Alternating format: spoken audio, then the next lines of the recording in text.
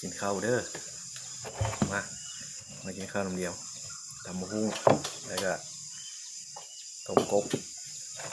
มาแซ่บน้ำเดียวเลยจกข้าวเหนียวปั้นใหญ่ๆเลย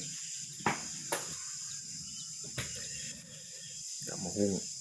ตำแบบบ้านๆ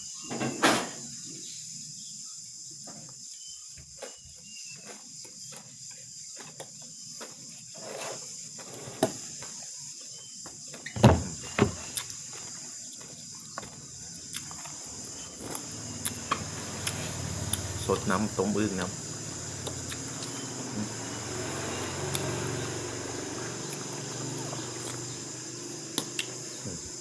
อึ่งกินกับตำมะฮุ่งนะคุยกินกับตำมะฮุ่งเนี่ยแซ่บแบบบ้าน